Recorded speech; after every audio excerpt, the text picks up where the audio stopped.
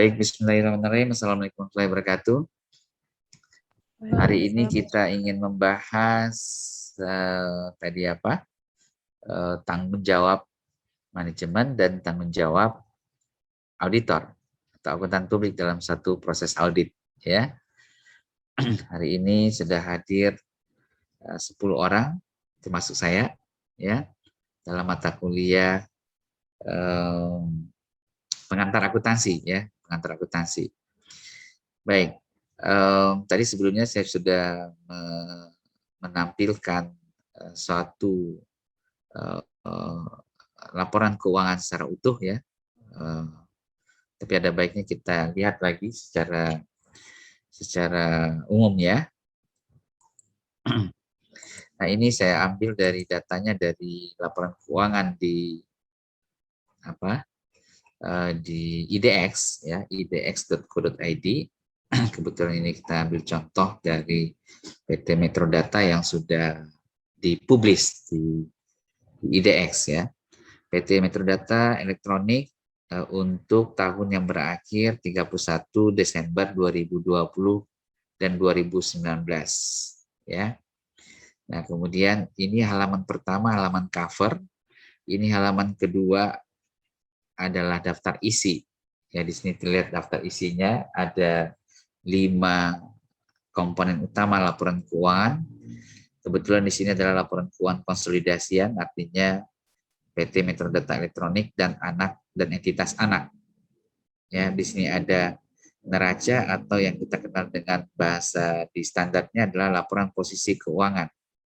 Kemudian laporan laba rugi, di bahasa standarnya disebutkan laporan laba rugi dan penghasilan komprehensif lain atau other comprehensive income, karena ada catatan ataupun perhitungan terkait dengan penghasilan komprehensif lain. Kemudian laporan perubahan ekuitas, kemudian laporan arus kas dan catatan atas laporan keuangan. Beserta di sini adalah informasi tambahan terkait dengan laporan posisi keuangan entitas induk. Jadi karena ini laporan konsolidasi, jadi laporan keuangannya dilengkapi dengan informasi tambahan dari laporan posisi keuangan entitas induk tersendiri di sini, ya. Kemudian juga laporan laba rugi dan penghasilan komprehensif lain entitas induk, artinya sebelum konsolidasi, ya, atas entitas induk tersendiri. Kemudian laporan perubahan ekuitas entitas induk dan laporan arus kas entitas induk serta investasi entitas induk dalam entitas anak dan entitas asosiasi. Dan di sini, ya, hanya itu lampirannya. Ini halaman kedua, daftar isi. Nah, kemudian halaman ketiga itu berisi mengenai surat pernyataan direksi tentang tanggung jawab atas laporan keuangan konsolidasian. Nah, ini 2 topik yang kita bahas hari ini. Satu, apa yang menjadi tanggung jawab dari manajemen ataupun direksi perusahaan. Nah, ini dinyatakan pada halaman ketiga dari laporan ini, ya kan?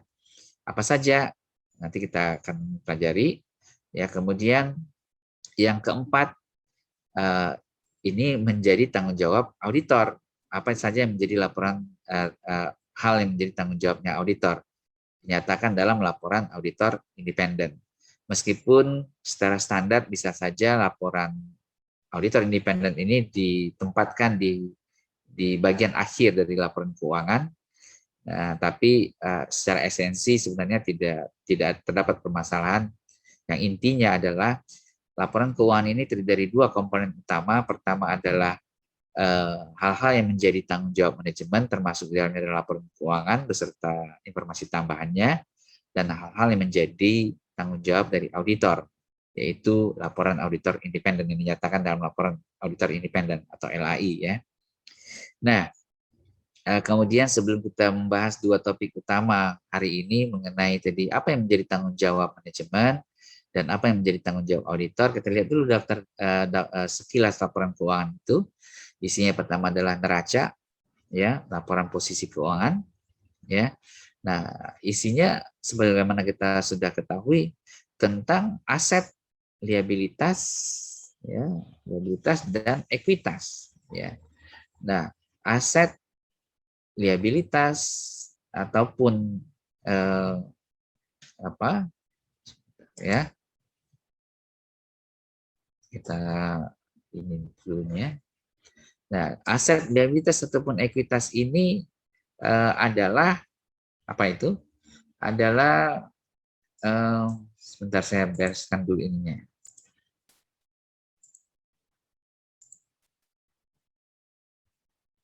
Oke. Adalah potret ya, posisi aset, liabilitas dan ekuitas pada tanggal 31 Desember 2020 dan 31 Desember 2019. Artinya posisi seperti hal seperti ini ya. Di sini ada kas dan setara kas 1,8 ya, 1,8 triliun di sini karena ini dalam jutaan rupiah. Kemudian di tahun sebelumnya 757 miliar ya. Berarti ada kenaikan hampir lebih dari 2 kali lipat. Artinya posisi kas dan setara kas pada tanggal 31 Desember itu senilai 1,8 triliun. Itu uang kas yang cukup banyak ya. Apa kas dan setara kas? Nah, apa saja klasifikasi kas dan setara kas ini diatur dalam PSAK ya, pernyataan standar akuntansi keuangan ya. Nah, begitu aset lancar, aset tidak lancar dan di sini perlu diketahui bahwa angka-angka ini pada dasarnya kalau dalam standar kita sebut ini pengukurannya ya dibukukan oleh manajemen dan diverifikasi oleh auditor. Jadi fungsi auditor itu adalah memverifikasi ya, bukan tadi mencatatkan atau membukukan, tapi melakukan verifikasi atas pencatatan atau penyelenggaraan laporan keuangan yang diselenggarakan oleh manajemen. Ya, nanti kita bisa lihat pernyataan auditor tentang tanggung jawab auditor gitu ya. Nah, berikutnya liabilitas juga seperti itu, posisi liabilitas pada tanggal 31 Desember ya. Kalau boleh persis itu sebenarnya 31 Desember jam berapa? Jam tutup buku gitu ya. Jadi pada saat tutup buku. Besok paginya ataupun berikutnya sudah bisa berubah nih angka-angka ini ya. Nah, berikutnya apa? Laporan laba rugi penghasilan komprehensif. Ini isinya apa? Pendapatan dikurangi dengan biaya dan beban. Ya, biaya itu biasanya kita sebut untuk direct, dan bisnis dia menggunakan istilah beban pokok pendapatan. Ini maksudnya biaya, cost of revenue, istilah mungkin nggak ada masalah ya. Cost of revenue, kemudian laba kotor, ini yang langsung. Kemudian ini beban-beban operasionalnya, dan ada yang disebut dengan tadi komprehensif lain ya. Ini pos-pos yang tidak akan direklasifikasi ke laba rugi. Sebenarnya other comprehensive income ini adalah pos-pos yang mempengaruhi komponen ekuitas, tapi ditampilkan atau disajikan di laporan laba rugi dengan akun tersendiri disebut dengan di sini kalau dia kerugian komprehensif lain gitu ya. Di sini ada penghasilan komprehensif lain ya. Ya. Oke, kemudian juga ada informasi laba per saham. Nah, berikutnya adalah apa? PI, perubahan ekuitas. Ya, ini komponen-komponen perubahan ekuitas. Sebenarnya ini adalah posisi ekuitas pada saldo per 1 Januari 2019. 1 Januari 2019 ya. Nah, kemudian posisi saldo ekuitas pada 31 Desember 2019 dan posisi saldo per 31 Januari 2020. Ini satu hari kan ya. 31 Desember sore-sorenya tutup buku, pagi-paginya buka buku. Angkanya seharusnya sama ya kan karena nggak ada transaksi yang dibukukan. Tapi di sini ada dampak penerapan standar akuntansi baru. Ya, dia bukukan antara saldo per 31 Desember 2019 dengan saldo per 1 Januari 2020 ya kan. Nah, kemudian yang finalnya adalah saldo per 31 Desember 2020. Itu intinya dari perubahan ekuitas ini. Nah, berikutnya adalah apa? Laporan arus kas. Ya, laporan arus kas itu isinya apa? Sebenarnya kas masuk dan kas keluar. Lihat ini. Kas masuk cuma dibagi dalam 3 kategori, aktivitas operasi, arus kas dari aktivitas investasi, dan arus kas pendanaan. Aktivitas pendanaan. Artinya di sini. Kas masuk dari aktivitas operasi. Dan kas keluar dari aktivitas operasi. Kalau kas keluar ada tandanya ini negatif, ini berarti positif, ya. Nah, kemudian begitu juga investasi, ada yang positif, ada yang negatif, ya. Nah, maknanya yang paling penting dipahami oleh auditor, ya. Penerimaan kas dari pelanggan ini artinya apa? Berapa uang kas yang diterima dari pelanggan dalam satu periode. Berbeda tadi dengan neraca, ini adalah tanggal periode, ya, 1 Januari ya sampai dengan 31 Desember. Ya, ditangkap dulu aja, nanti di sini ada kas dan secara kas pada posisi awalnya dan posisi akhir. Nah, ini yang disajikan di neraca, ya. Nanti kalau Anda cek ini 1848 tadi kan benar kan 1,8 triliun kas dan secara kasnya. Ini 757 tahun sebelumnya. Nah, yang tidak kalah pentingnya adalah CALK, catatan atas laporan keuangan. Apa itu isinya? Isinya satu umum, ya kan. Kemudian kedua apa di sini? Standar penerapan standar akuntansi keuangan baru dan revisi PSAK dan interpretasi standar akuntansi keuangan ISAK, ya. Nah, jadi isinya seperti itu komponen satu tadi, informasi umum tentang perusahaan tersebut. Ya, ini perusahaannya di bidang apa, tadi kan disebutkan ya, pendiriannya kapan, akta pendiriannya, gitu kan ya. Nah, kemudian yang ketiga apa? Yang ketiga biasanya langsung masuk ke akunnya ataupun ada informasi tambahan berkaitan dengan kepemilikan saham. Coba kita lihat yang ketiga di sini. Ini kebijakan akuntansi ya, kombinasi bisnis, kebijakan akuntansi, transaksi pihak berelasi, ya. Ini memang biasanya sangat panjang sekali karena harus merangkum dari transaksi-transaksi yang ada, gitu ya. Oke, kita lihat di sini. Yang ketiga kita cari yang komponen ketiga ya. Biasanya kas dan setara kas.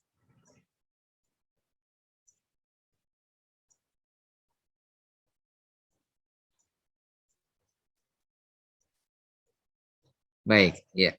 Tiga yang mana? Oh, oke. Tiga yang mana? Ada yang search aja kali ya. Nah, dia.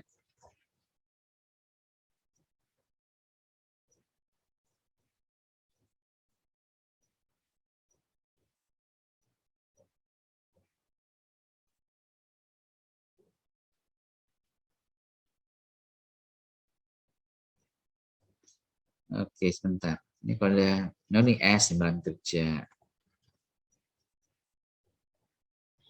Ini 4. Pertimbangan kritis akuntansi dan sumber utama ketidakpastian estimasi. Tiga apa ya?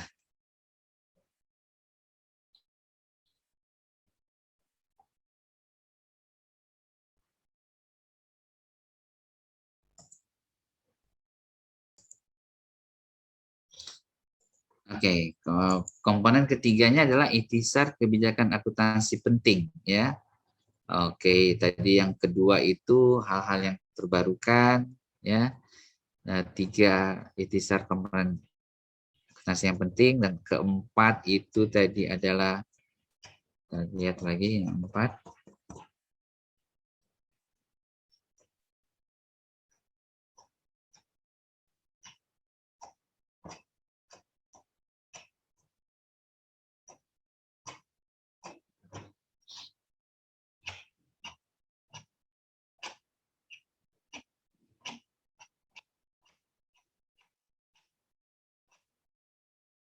Oke.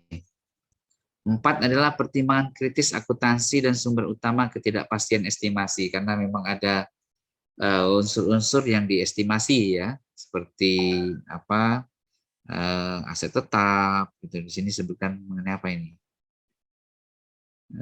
Dalam penerapan kebijakan akuntansi grup. Oke, kita skip aja ini ya pembahasannya ya. Nah, kemudian yang kelima itu langsung masuk kepada komponen laporan keuangannya di neraca, kas dan secara kas. Nah, di sini dengan melihat ini sebenarnya auditor sudah bisa mengetahui bahwa apa saja yang menjadi kas dan secara kas. Ya, tinggal ketika ini disajikan oleh manajemen seharusnya tinggal auditor pekerjaannya adalah memverifikasi apakah deposito berjangka ya pada Bank Mandiri sebesar 268 miliar ini secara klasifikasi itu bisa dikategorikan sebagai kas dan setara kas, ya kan? Ada nggak deposito yang tidak bisa diklasifikasikan sebagai kas dan setara kas? Bisa saja, ya. Kalau misalkan dia dijaminkan, kemudian untuk menjamin simpanan jangka panjang, fasilitas jangka panjang, fasilitas kredit jangka panjang, gitu kan ya. Ada kriterianya yang diatur dalam PSAK. Ya, dalam video saya vlog yang pertama, seri pertama itu tentang kas dan setara kas, ada 3 series, bisa dilihat nanti ya. Nah, kemudian aset keuangan lainnya ya dan seterusnya. Di sini ada bahasan per akunnya di 8 piutang sewa pembiayaan ya kan. Oke. Nah, itu komponen-komponen yang menjadi dalam laporan keuangan. Kemudian kita lihat tadi ada 2 pertanyaan mendasar tadi kan ya. Apa yang menjadi tanggung jawab manajemen? Nah, sebenarnya dengan melihat tadi seharusnya kita sudah bisa menyimpulkan ya. Nah, tadi kan saya sudah singgung juga hal-hal yang menjadi tanggung jawab manajemen. Nah, dinyatakan dalam dalam surat pernyataan direksi ini ya. Di sini dinyatakan oleh direksi menyatakan 4 hal ini. Pertama, tanggung jawab direksi atas penyusunan dan penyajian laporan keuangan konsolidasi. Kemudian tanggung jawab bahwa laporan itu sudah disusun dan disajikan sesuai dengan standar akuntansi keuangan. Kemudian 3A itu bahwa informasi tambahan telah dimuat secara lengkap dan benar.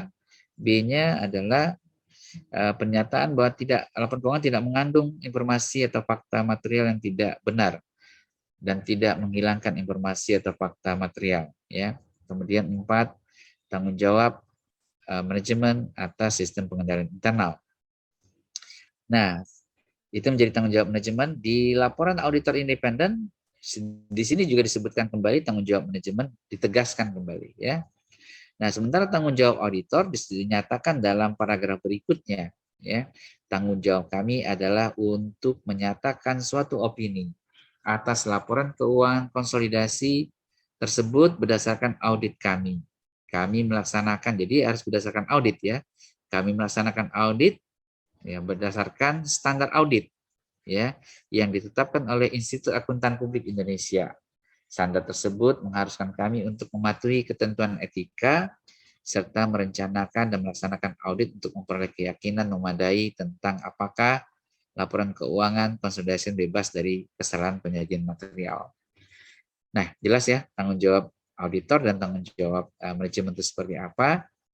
Nah, nanti di akhir laporan auditor independen itu menyatakan opini. Menurut opini kami, laporan keuangan konsolidasi terlampir menyajikan secara wajar dalam semua hal yang material. Kapan dia wajar? Apakah harus semuanya wajar? Ya, tentunya tidak. Ya, tergantung kondisi tadi hasil dari audit, simpulan ataupun keyakinan dari si auditor. Ya kan? Untuk di laporan pasar modal tentunya perusahaan harus berusaha untuk mendapatkan ataupun memperoleh opini wajar. Bagaimana caranya?